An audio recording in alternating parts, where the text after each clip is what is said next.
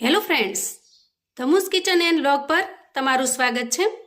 આજે આપણે બનાવીશું ઘઉં, બેસન કે ચોખાના લોટ વગર એકદમ ગ્લુટન ફ્રી અને ખૂબ જ પોચા કૂણા થેપલા।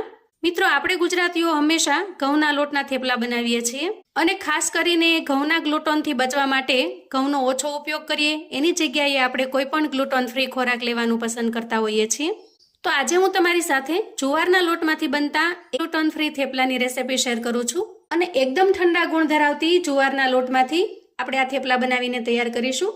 એકદમ પોચા રૂ જેવા, ખૂબ જ નરમ અને ખાતા જ મજા પડી જાય એવા તૈયાર થાય છે। તો ચાલો ઝડપથી બનાવવાનું શરૂ કરીએ। થેપલા બનાવવા માટે આપણે અહીંયા લઈશું જુવારનો લોટ અને ચાળીને એકદમ સરસ ચોખ્ખો કરી લઈએ। તો મોટાભાગે શું થતું હોય કે આપણે જુવાર રેગ્યુલર ખાતા ન હોઈએ, એટલા માટે બજારમાંથી જે તૈયાર લોટ આવે છે જુવારનો એ લાવતા હોઈએ છીએ, જેથી કરીને એને ચાળવો ખૂબ જ જરૂરી હોય છે। હવે ચાળીને તૈયાર કરેલા લોટમાંથી આપણે 1 વાટકી જેટલો લોટ અલગ કાઢી લઈએ। ત્યારબાદ આપણે અહીંયા થોડી તૈયારી કરીને રાખી છે। 3 થી 4 લસણની કળીઓને મેં આખી ભાંગી ક્રશ કરી લીધી છે। થોડું આદું છે એને ઝીણું ક્રશ કરી લીધું છે।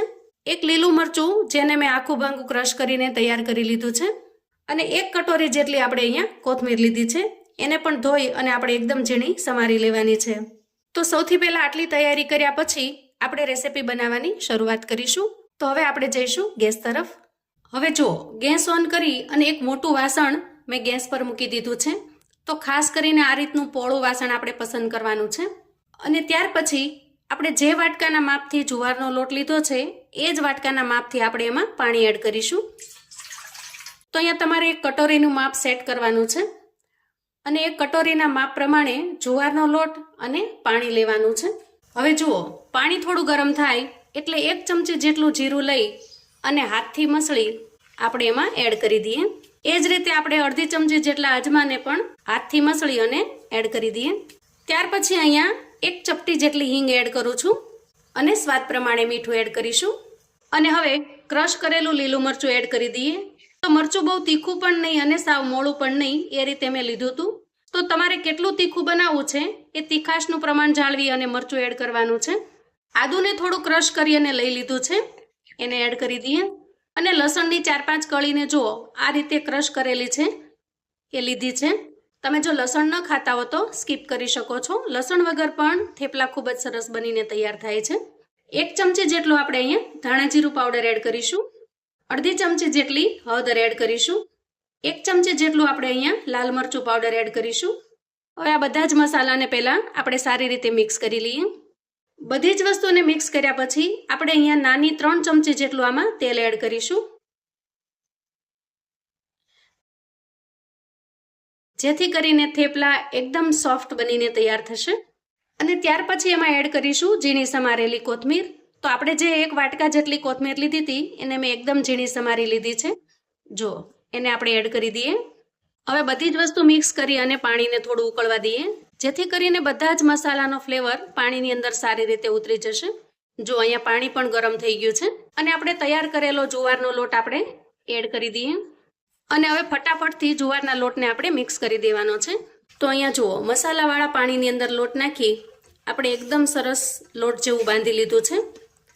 હવે આપણે અહીંયા ગેસની ફ્લેમને બંધ કરીશું અને લોટને એક બીજા વાસણની અંદર કાઢી લઈએ। હવે જુઓ, લોટને આપણે આ રીતે કથરોટમાં કાઢી લીધો છે અને લોટ હજી ઘણો ગરમ છે, એટલા માટે આ રીતે ચમચીની મદદથી આપણે થોડો મિક્સ કરી લેવાનો અને પછી થોડો અમથો ઠંડો થાય અને હાથ અડાડવા જેવો થાય ત્યારે હાથની મદદથી કૂણવવાનો છે। હવે જુઓ, અહીંયા તમે જોઈ શકો છો કે આપણે હાથની મદદથી લોટને એકદમ સરસ કૂણવી લીધો છે। જુઓ, એકદમ સરસ સોફ્ટ છે લોટ। આ સ્ટેજે લોટ તમને જો થોડો કઠણ લાગે તો 4 થી 5 ચમચી જેટલું ગરમ કરેલું પાણી એડ કરી દેવાનું અને પાણી એડ કર્યા પછી એને સારી રીતે કૂણવી લેવાનો। હવે તૈયાર કરેલા લોટમાંથી આપણે જરૂરિયાત મુજબ લુઓ લઈ લઈએ અને બાકીના લોટને આપણે ઢાંકીને મૂકી દેવાનો છે, જેથી કરીને લોટ સુકાઈ ન જાય અને અંદરથી એકદમ સરસ સોફ્ટ રહે। હવે આપણે તૈયાર કરેલો લુઓ લઈ લઈએ અને આ રીતે લોટની અંદર ડીપ કરી લઈએ અને થેપલાને વણી લઈએ। આ રીતે ફેરવતા ફેરવતા એકદમ સરસ વણાઈ જશે। થેપલું તૈયાર થઈ ગયું છે। હવે અહીંયા ગેસ ઓન કરી લોઢી મૂકી અને આપણે થેપલાને શેકી લઈએ। અહીંયા શેકવા માટે તમે તેલ અથવા ઘી કોઈ પણનો ઉપયોગ કરી શકો છો। અત્યારે હું તેલથી શેકી રહી છું અને આ રીતે દબાવી અને થોડું પ્રેસ કરી અને શેકી લેવાનું છે, જેથી કરીને બધી જ બાજુ સારી રીતે શેકાઈ જશે.